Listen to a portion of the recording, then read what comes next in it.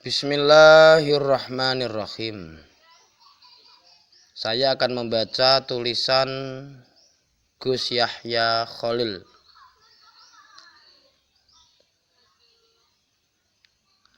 Imam Al-Lais meriwayatkan sebuah humor gelap yang dikisahkan oleh Jarir bin Hashim Al-Azadi, seorang rawi yang terpercaya. Seseorang mendatangi Nabi Isa alaihi salam dan minta izin mengikutinya kemana saja.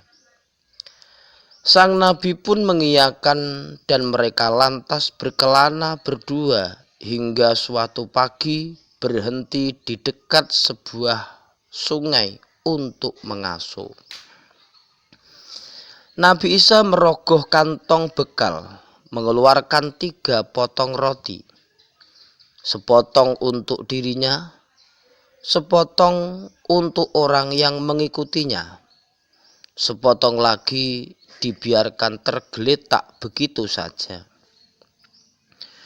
Habis sarapan sepotong roti, Nabi Isa beranjak ke sungai untuk minum air darinya. Saat kembali ke tempat semula, didapatinya sisa roti yang sepotong tadi sudah sirna. Roti yang satu tadi siapa yang makan? Nabi Isa bertanya. Lelaki pengintilnya berlagak pilon. Loh, iya ya. Kemana roti itu? Kok tahu-tahu gak ada? Tak berkata apa-apa lagi, Nabi Isa mengajak meneruskan perjalanan. Siang-siang mereka sampai di hutan. Terlihat seekor kijang betina berkeliaran bersama 2 ekor anaknya. Nabi Isa melambaikan tangan memanggil salah satu anak kijang. Yang dipanggil menurut mendekati sang Nabi. Binatang itu pun mandah saja ketika Nabi Isa merebahkannya dan menyembelihnya. Dagingnya dimasak dan 2 pengelana makan sampai kenyang. Menyisakan hanya tulang belulang. Nabi Isa mengumpulkan tulang-tulang itu lalu bersabda, "Bangkitlah dengan izin Allah." Tulang-tulang itu pun bangkit dalam wujud anak kijang semula. Sang Nabi menoleh kepada lelaki pengintilnya. Demi zat yang telah memperlihatkan kepadamu tanda kekuasaannya ini, aku bertanya kepadamu, siapa yang makan sepotong roti sisa tadi pagi? Lelaki itu gugup sejurus, tapi segera berhasil meneguhkan hatinya. Saya sungguh tak tahu, Nabi. Nabi Isa mengajak bergerak lagi. Hingga jalan mereka terhalang sebuah sungai yang lebar dan dalam. Nabi Isa meraih tangan lelaki pengintilnya lalu membimbingnya berjalan begitu saja di atas permukaan air hingga sampai ke seberang. Demi zat yang telah memperlihatkan kepadamu tanda-tanda kekuasaannya ini, aku bertanya kepadamu, siapa yang makan sepotong roti sisa tadi pagi? Nabi Isa mengulangi pertanyaannya yang sama. Tapi lelaki itu sudah lebih siap dan kelihatan amat mantap.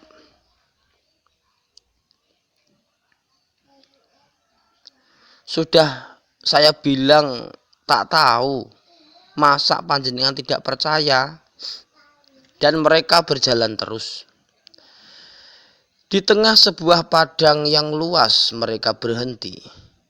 Nabi Isa meraup kerikil dari kanan kiri dan mengumpulkannya jadi timbunan yang menggunung. Lalu entah sang Nabi mengatakan apa, kerikil itu tiba-tiba berubah menjadi emas berkilauan. Dan Nabi Isa kemudian membaginya menjadi 3. Yang sepertiga ini untukku, yang sepertiga untukmu. Beliau mengangsurkan sepertiga emas kepada pengintilnya, yang menerimanya dengan wajah berbinar girang luar biasa. Terima kasih, Nabi. Terima kasih, terima kasih. Tapi pandangan matanya segera tertuju pada sisa emas yang masih sepertiga lagi. Lah, yang itu untuk siapa, Nabi? Ia bertanya. Sang Nabi mengangkat bahu. Ini kusisihkan untuk orang yang memakan roti sisa tadi pagi, kalau nanti ketemu. Lelaki pengintil jadi salah tingkah. Tapi kalaupun malu, ia tahu karena ia adalah seorang manusia tak tahu malu. Ia tahu benar kedermawanan dan kesabaran hati nabinya. Ia menjatuhkan diri bersimpuh, menggenggam tangan sang nabi dan menciuminya bertubi-tubi. Kamu ini kenapa? Nabi Isa jengah. Ampun, Nabi, ampun. Ampunilah muridmu yang kurang ajar, tak tahu diri ini. Sahaya hendak mengaku terus terang. Sejujurnya, sahaya akui, sayalah yang memakan roti itu tadi pagi. Nabi Isa menghela napas. Ya sudah, seluruh emas ini untukmu semua saja. Kamu boleh langsung membelanjakannya sekarang sesukamu. Aku akan melanjutkan perjalananku sendirian. Selamat tinggal. Lelaki itu tak peduli lagi. Ia biarkan nabinya berlalu. Ia sibuk mengagumi tumpukan emasnya yang berpendar-pendar, menandingi matahari sore hari. Hilangnya Nabi Isa dari pandangan digantikan datangnya dua orang laki-laki sangar yang kebetulan lewat. Orang bertampang linglung mematung sendirian di depan emas menggunung jelas menarik perhatian mereka. Kita rampok saja, sepakat mereka, dan mereka sigap bertindak. Tapi orang yang tadinya linglung itu cepat sadar dan serta-merta bersiaga. Maka berhadap-hadapanlah dua lawan satu, siap berlaga. Ketegangan mencekam, pedang-pedang bergetar di tangan. Bau darah bahkan sudah tercium sebelum tumpah. Untunglah tiba-tiba saja salah seorang disentakkan akal sehatnya sendiri. Tunggu, tunggu, tunggu. Yang lain kaget tapi tertarik. Yang lain kaget tapi tertarik. Otot-otot menggendur. Pedang-pedang lunglai menggantung. Emas ini banyak sekali. Buat apa kita saling bunuh? Kita bagi 3 sama rata saja. Masing-masing sudah akan jadi kaya raya tak terkira. Ini adalah gagasan yang sehat. Dan ketiga orang tamak itu belum lagi kehilangan kewarasan mereka. Maka mereka pun secara aklamasi mengakurinya. Ketegangan buyar berganti ramah tamah dalam permufakatan. Dan malam menjelang, gelap turun menggenang-genang. Tak mungkin kita berjalan.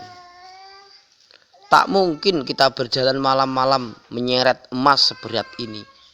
Salah seorang nyeletuk, terpaksa kita harus melewatkan malam dulu di sini. Laki-laki yang lain setuju. Tapi suasana santai membuat mereka segera teringat kepada perut. Rasa lapar menendang-nendang. Bagaimana kalau salah seorang dari kita pergi mencari perkampungan untuk membeli makanan? Sekalian kuda-kuda atau keledai untuk mengangkut emas kita besok pagi. Setuju, setuju. Yang ketiban tugas tidak mengalami kesulitan untuk memperoleh yang dicari. Makanan secukupnya. Yang ketiban tugas tidak mengalami kesulitan untuk memperoleh yang dicari. Makanan secukupnya dan 3 ekor keledai yang segar dibeli dari penduduk kampung di tepian padang. Ia bahkan membayar dengan amat dermawan. Tapi saat hendak kembali menemui teman-temannya, sebuah gagasan baru meletus di benaknya. Apa iya emas itu harus dibagi 3? Kalau mereka bisa kusingkirkan, aku akan lebih kaya 3 kali lipat. Entah bagaimana, ada saja jalan baginya untuk memperoleh racun paling mematikan. Kemudian membubuhkannya pada makanan yang akan disajikan untuk kedua temannya. Ia kembali ke padang dengan perasaan riang yang gemilang. Nyaris seperti pahlawan menyongsong kejayaan. Sementara itu, di tengah padang, dua orang merintang-rintang waktu dengan segala omong kosong. Baik omong kosong yang sudah pernah ada maupun yang baru mereka ciptakan. Sudah tak terhitung waktu mereka begitu. Sampai salah seorang keceplosan mengeluarkan pikiran yang sejak tadi tersimpan-simpan. Kalian datang berdua. Apakah kakak beradik? Tidak. Kebetulan saja kami bertemu di kota terakhir yang kami singgahi sebelum sampai di sini. Daripada jalan sendiri-sendiri, lebih baik barengan. Jadi bukan sanak, bukan kadang. Bukan. Baru juga sehari kami jalan bersama. Orang pertama tercenung, lalu mencoba mengamati wajah teman bicaranya di bawah sinar bulan, mengukur-ukur kedalaman hati. Begini, ia melanjutkan pembicaraan dengan penuh perhitungan. Kalau dia tak ada, kamu toh tidak akan terlalu kehilangan, bukan? Teman bicaranya mengernyit. Kamu ngomong apa? Tenang, tenang. Maksudku, seandainya emas dibagi 2 saja, tentu masing-masing mendapat lebih banyak daripada kalau harus dibagi 3. Yang diajak bicara langsung sampai akalnya. Dan mereka serta-merta mencapai kemufakatan tanpa menambah kata-kata lagi. Tak berapa lama, teman mereka tiba bersama 3 ekor keledai dan bungkusan-bungkusan makanan. Tanpa komando, 2 orang menyergap serentak. Mereka seret orang itu dari punggung keledai dan mereka habisi sekali jadi. Orang itu bahkan tak sempat mengerang, hanya sekedipan mata, nyawanya melayang. 2 orang terduduk di tanah terengah-engah, saling melirik. Lalu cepat-cepat sama melengosnya. Dua-duanya bungkam, sama sekali tak bernafsu pada kata-kata. Karena pada momen seperti itu, kata-kata cuma bikin malu. Karena pada momen seperti itu, semua kata, apapun bunyinya, cuma punya satu makna, pengkhianatan. Mereka mulai membuka-buka bungkusan. Tetap tanpa bicara, makanan mereka lahap. Mereka mulai membuka-buka bungkusan. Tetap tanpa bicara, makanan mereka lahap seperti memuaskan dendam kesumat. Tandas. Dan entah pikiran apa yang berkelojotan di benak mereka ketika pada saatnya tubuh mereka mengejang. Jeritan kesakitan bak lolongan anjing putus asa dan nyawa meregang. Esok harinya tumpukan emas termangu di bawah langit. 3 bujur bangkai manusia bergelimpangan di dekatnya.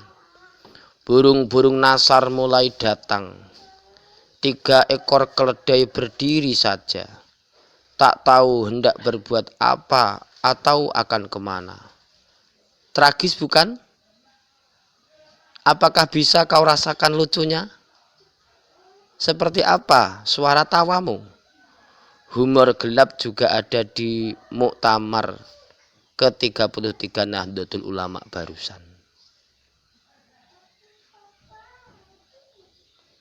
Oh, ini ceritanya berakhir sampai tak tahu hendak berbuat apa atau akan kemana.